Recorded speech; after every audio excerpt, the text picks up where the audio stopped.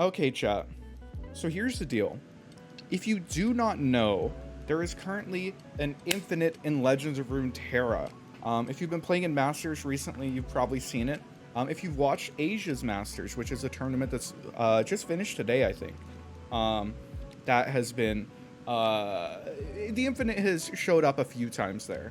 The whole combo revolves around Akshan, chat. It revolves around Akshan and popping his Horde, which gives you the card that draws 2 and discounts everything everywhere for 1 turn, but you copy it with counterfeit copies. You play multiple copies of it with Archivist, and you just sort of draw your entire deck, right? You draw your entire deck and then eventually end up winning the game, either by playing multiple called shots, or by, just buffing your units infinitely. You can cycle Akshan spell over and over to just clear your opponent's entire board. Basically, when you go off, you'll find like a win to win this game. This deck has been buffed significantly by Sands of Time being introduced into this game. The same card that's sort of, contributing to breaking thralls is also really good in this deck because you're consistently popping your landmark on like turns 6 to 7. Before it was still like 6 to 7 to 8, but now you're just doing it more consistently. And it's very good. It's a very solid deck and has matchups that are basically unlosable, right? Anything control, anything slow, anything that can't interact with your Akshan, basically you automatically win the game. Now, the thing with this deck, there's a couple things. Number one, if we talk about like a infinite OTK in this game, I think effectively most of the time an infinite is basically the same as any OTK, right? Like I think that this right here, this combo is basically the same as like Lee Sin going off and like kicking you in the face, or Thralls popping, or anything like that. I think it's very similar because they both effectively say you win the game, and it's very difficult to interact with, right? This deck just checks you, are you able to pop my landmark or bounce it so that I'm not able to pop off, or are you able to kill me before them? It's basically the same thing, except, Lee Sin kicks you once in the face, and then this deck doesn't kick you once in the face. It slowly kills you over the course of like 10 minutes. Which I think that when we're talking from a balance perspective, I think that this is basically the exact same as Lee Sin. And if we're okay with Lee Sin existing in the game, it's probably the exact same thing, right? It's like you're guaranteed to lose a league game, but instead of losing it instead of FFing at 15 minutes, you lose after 6 hours. Yeah, and like at the end of the day, you can FF anytime you want to, right? Like you aren't actually being held hostage. You can FF anytime you want to. Except, I think Lee's combo is more interruptible. 50-50. It just kind of depends. Because, like, Lee's much better into aggro, right? Lee's much better into aggro. This deck basically folds to aggro. It also folds to, like, Demacia decks. This is the definition of being held hostage, not gonna lie. So this is at 2x speed, by the way. But not really, because you could basically just say, okay, well, you're losing the game. If you're sticking around for it, that's kind of on you. Except there's one issue, chat. There's one issue as I have this running in the background at 2x speed. We're going to skip ahead just a little bit. Just a little bit. And this is the big issue with this combo. As we come down to the end, they don't win the game. Chat, they do not even win the game. They went infinite and they ended up losing. And this is the real issue, is that once somebody starts going infinite, if they're just automatically winning the game, then it's not that big of a deal. Because it's like, oh, well, I could just FF. But this game, they did not win the game. They go infinite and they just lose. What happens is, at one point, our win condition is called shot, right? So we play this card called Called Shot. What Called Shot does is it draws you a card and it shuffles Parallel Convergence into your deck. And I know all of you are very familiar with Parallel Convergence, but for me, I'm not very familiar with it. Let's read what Parallel Convergence says. Start a free attack with an exact ephemeral copy of each ally. So essentially, this is like, you just attack with your whole board. So what happens is you copy multiple copies of this with counterfeit copies, and then you just end up winning the game.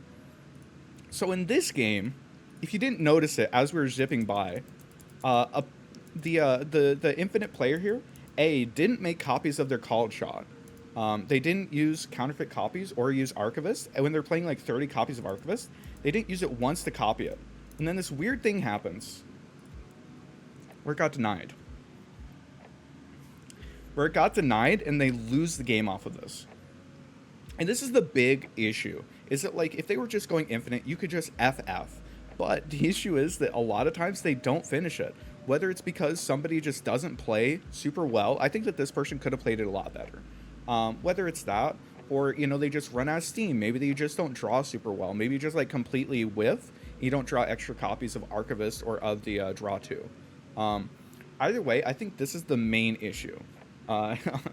Because otherwise, it's the exact same thing as like Lee Sin.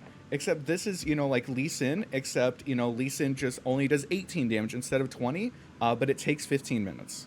And that's kind of the trouble. As far as like fixing this, I think that Auction Infinites were sort of intended to be in this game, right? The devs who created Auction have said that multiple times. It was expected. And when we look at the actual deck itself, where's it at? When we look at the actual deck itself, it is a 43% win rate on ladder. 42% if you add an Echo, which is probably to be expected, because this has a lot of really bad matchups. So from a balance perspective, is it an issue? I think probably not. I think it's probably not an issue. From a feels bad to play against perspective, I think that a way to fix it would be either it always goes infinite, which is like a pretty cringe way to approach it. That way you can just FF, but that's just not like a real approach, right?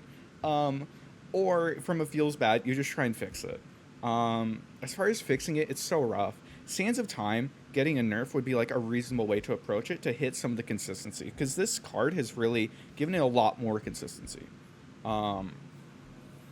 Outside of that, it's rough. It's rough. Outside of like literally putting text on Auction's card that says that his, I guess he's right here, that this right here, you know, is only able to be cast like twice per round or something like that, right?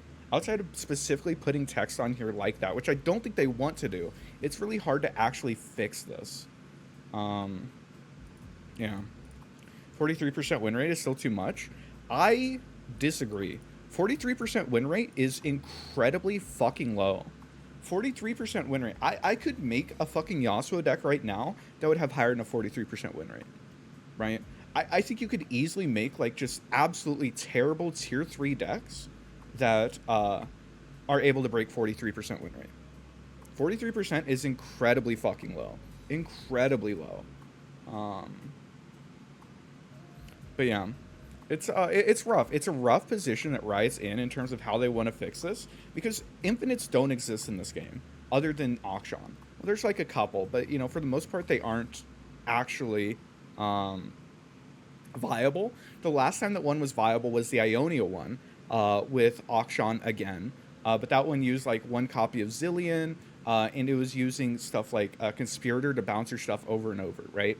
And that version was A, more consistent, but B, got hit pretty hard because they added a clause to the game that you could only play 15 of a unit with the same name in one turn, right? Before, it was only on spells. They added it to units, and that sort of fixed it.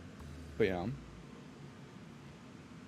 You don't think you can use the same skill to judge if this deck should be viable or exist, given the nature of the gameplay it promotes? Again, I understand disliking it, but if you were always winning the game, right? If you were always winning the game once you went infinite, you could just FF.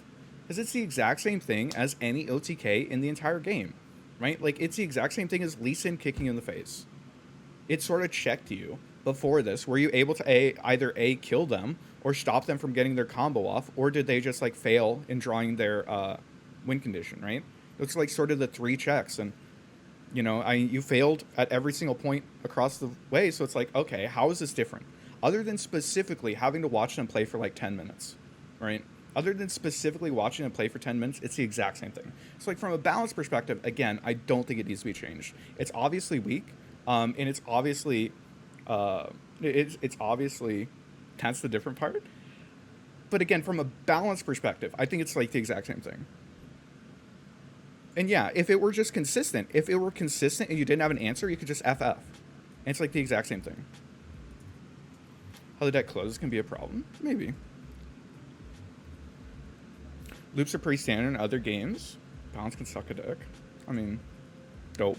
The expectation is you can concede once they go infinite. Yeah, for sure. And like in other games, like in Magic, if you go infinite, you can like present a loop and then be like, okay, I'm infinite. I do this, you know, infinity times, and then you just sort of get to like skip past all the jerk off session that's in the middle there, right? And it's very difficult to do that in a digital card game, especially since this version doesn't actually like loop. The old version would loop over and over, and that was like fine. But this version doesn't loop. It just, you know, tries to keep drawing. And honestly, this version jerks you off for a lot less time than the Ionia version. The Ionia version took a lot longer to actually end a game. So, yeah. Kind of a problem, though, because Riot will have to make her balance new cards with this loop in mind. I mean, they knew Akshan from the beginning would have an infinite available to him, right? Like, he was created with that intention. That, like, they know, okay, there will be an infinite. The question's going to be, how consistent is it? If somebody goes, like, out of their way to get the infinite going, then they're fine with it. If it's something that's happening, like, every game, and it's happening super consistently, then that's something they obviously would want to fix. I don't have like a clear answer outside of like, you know, literally putting in specific text on Akshan that he just can't infinite. You know, if that's the way that you really want to like kill infinites in this game. But since there aren't infinites, I don't know. I don't think that the existence of this deck is necessarily an issue. Except for the fact that it can just run out of steam and after 10 minutes of comboing, just lose the game. You know? Let me know what you guys think though. For sure. Because like it's a contentious issue. It's not one that I think has a super easy answer, just because like shitting on the combo players that want to go infinite, that's like their vision, you know, it doesn't feel good. And you could say fuck them, you know, just, you know, fuck you, I just don't want you to be able to go infinite. But I don't know if that's like a good solution. But yeah, we'll see what Riot wants to do about it.